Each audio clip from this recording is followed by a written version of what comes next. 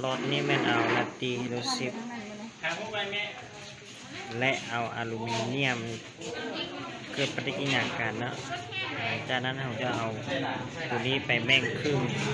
ใส่2หลอดนี้โดยใส่อะซิดคลอไรด์และนาตรีไฮโดรซิปในเมื่อมันเกิดปฏิกิริยาหมดก็จะกลายเป็นสีขาวน้ำเงิน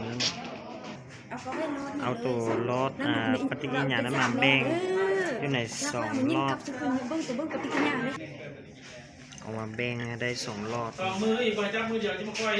แล้วจึงเอาอะซิดคลอไรด์และเอานาตรีไฮโดรซิปมายกขึ้นใส่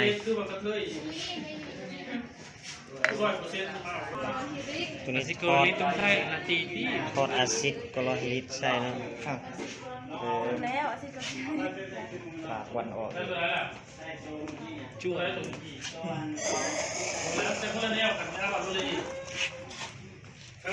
ตัวใครตัวมันนั่นแหละว่ะใส่ตึ้ม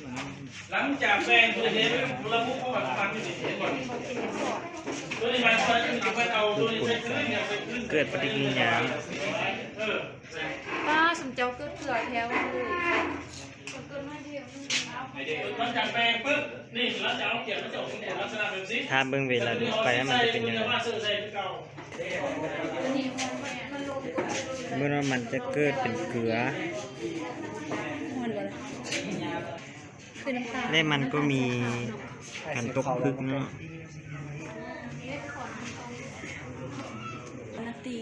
ในเมื่อเอาปลาเวลาดุมไปแล้วมันจะเป็นพึกสีขาวแล้วทอดเอานาตรีไฮโดรซิปเข้าไปล็อตที่2ว่ามันจะเกิดเป็นอะไรมันจะเป็นไอ้เนาะอันนี้กันเนาะมันจะออกคล้ายๆเหนียว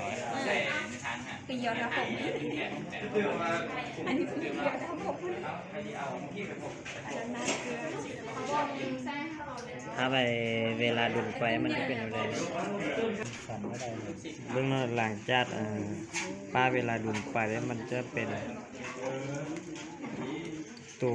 วนี้เป็นตัวของอะซิดคลอไรด์และตัวนี้เป็นของนาตรีไฮโดรซิปอันนี้นะไม่ได้นะครับคือยังคือจะลุกได้เด้อน้ำนี่มันอยากออกแข็งๆคล้ายๆต้องเอาตรงนี้ไปแล้วอะไรนะก้อนมันจึงจะเกิดใครคือเนี่ยคล้ายคือวุ้นเลือดมันเป็นท่าอะไร คล้ายคือเยลลี่นะกินได้บ่กินได้ กินอะไรก็ตายบ่